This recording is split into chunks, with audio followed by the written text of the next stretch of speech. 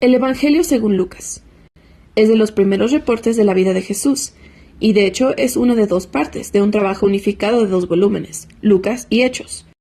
Si comparas las primeras líneas de ambos libros, es claro que vienen del mismo autor. Encontramos pistas en el libro de Hechos, así como en la tradición antigua, para identificar a Lucas como el autor. Lucas, un colega de Pablo, quien también sabemos que era doctor. Lucas inicia su trabajo con un prefacio, diciéndonos cómo y por qué escribió este libro. Reconoce que hay otros buenos reportes sobre la vida de Jesús, pero que él quería regresar a la antigua tradición de consultar a todos los testigos y primeros discípulos posible. Esto para producir lo que él llama la historia de las cosas que entre nosotros han sido ciertísimas. Esta frase nos contesta el por qué Lucas escribió este reporte. Para él, la historia de Jesús no es simplemente un hecho antiguo.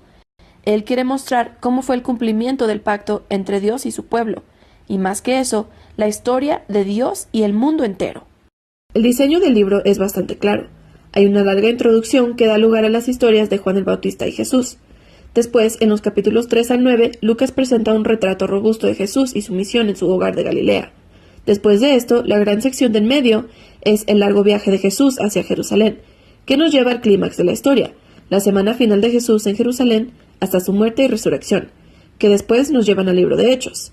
En este video nos enfocaremos en la primera mitad del Evangelio de Lucas. La introducción extendida cuenta paralelamente las historias de los nacimientos de Juan el Bautista y Jesús, así que tienes una pareja de ancianos, Zacarías y Elizabeth, y también una joven soltera, María, y José. Ambos reciben una promesa divina inesperada de que tendrán un hijo. Ambas promesas son cumplidas cuando Juan, luego Jesús nacen, y ambos padres cantan poemas de celebración. Estos cantos poéticos están llenos de ecos de los salmos proféticos del Antiguo Testamento, mostrando cómo estos niños cumplirán promesas antiguas de Dios. Estos poemas también dan un previo al rol de cada niño en las historias por venir. Juan es el mensajero profético prometido en la Torá, quien preparará a Israel para conocer a su Dios. Jesús es el rey mesiánico prometido a David, quien traerá el reinado de Dios sobre Israel y la bendición de Dios a las naciones, justo como le prometió a Abraham. Después de esto, María trae a Jesús al templo en Jerusalén para su dedicación, y 2 profetas ancianos, Ana y Simeón, ven a Jesús y lo reconocen, y Simeón canta su propio canto, un poema inspirado por el profeta Isaías. Dice: «Este niño es la salvación para Israel, y será una luz para las naciones». Así que con toda esta anticipación, la historia entra en la siguiente sección, donde Lucas presenta a Jesús y su misión. Abre el escenario cuando el movimiento de renovación de Juan en el río Jordán, donde hace el llamado del bautismo a un nuevo Israel arrepentido, esté preparando para la venida del reino de Dios. En eso, Jesús aparece como el líder de este nuevo Israel, que está señalado por el Espíritu y la voz de Dios del cielo, que dice que Él es el Hijo amado de Dios. Lucas sigue esto con una genealogía, y traza el origen de Jesús hasta David, y luego Abraham, y regresa hasta Adán, del libro de Génesis. Aquí Lucas está declarando que Jesús es el rey mesiánico de Israel, que traerá la bendición de Dios, pero no solo a Israel, la familia de Abraham, sino que Él está para todos los hijos de Adán, toda la humanidad. Después de esto, Lucas estratégicamente coloca la historia de Jesús en su hogar de Nazaret, donde inicia su misión públicamente. Durante una reunión en la sinagoga, Jesús se para y lee del pergamino de Isaías, diciendo: «El Espíritu de Dios está sobre mí, para dar buenas nuevas a los pobres, libertad a los cautivos, vista a los ciegos y libertad a los oprimidos». Así como en los otros evangelios, Jesús es presentado aquí como el rey mesiánico que traerá el reino de Dios, pero lo que Lucas singularmente destaca son las implicaciones sociales de la misión de Jesús. Traerá libertad.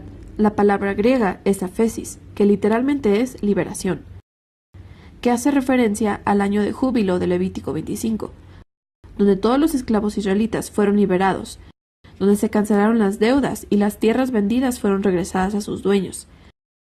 Todo un acto simbólico de la justicia y misericordia de Dios. También Jesús dice que estas buenas nuevas de liberación son específicamente para los pobres. Ahora, en el Antiguo Testamento, los pobres, o en hebreo aní, es un término más amplio, que no simplemente es gente con pocos recursos. Se refiere también a gente con bajo nivel social en su cultura, como discapacitados, mujeres, niños y ancianos. También puede incluir a los marginados sociales. es decir, gente de otros grupos étnicos o gente que sus decisiones los han apartado de los círculos religiosos aceptables. Jesús dice que el reino de Dios son buenas noticias, especialmente para estas personas. Después de esto, Lucas inmediatamente pone delante de nosotros un gran bloque de historias mostrándonos cómo es que se ven estas buenas nuevas exactamente. Esto implica la curación de una mujer enferma o un hombre con una enfermedad de la piel, o un hombre paralizado. También hay historias de Jesús dando la bienvenida a su comunidad a un recaudador de impuestos, Leví, que no es financieramente pobre, pero sí es marginado. También hay una historia de Jesús perdonando a una prostituta. Lucas está mostrando cómo el reino de Jesús está trayendo restauración y un cambio por completo en las situaciones de la gente. Está expandiendo su círculo de invitados para que conozcan el poder sanador del reino de Dios. Ya que la misión de Jesús atrae a una gran multitud, hace algo aún más provocador. Forma a estas personas en un nuevo Israel, nombrando sobre ellos a los 12 discípulos, como líderes, representando a las 12 tribus de Israel. Luego Jesús enseña su manifiesto, de su reino invertido, o como lo llama Lucas, el sermón de la llanura.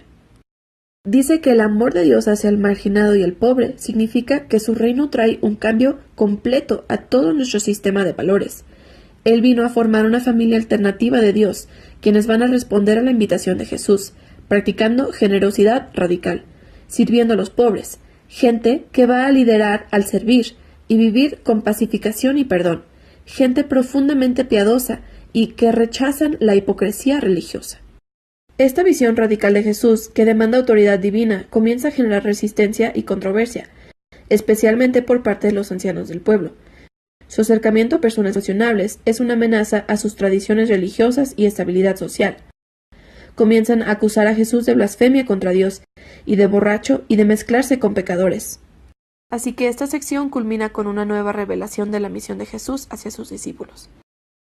Él les dice que sí es el rey mesiánico y que va a afirmar su reinado sobre Israel, al morir en Jerusalén y convertirse en el rey siervo de Isaías 53, que muere por los pecados de su pueblo.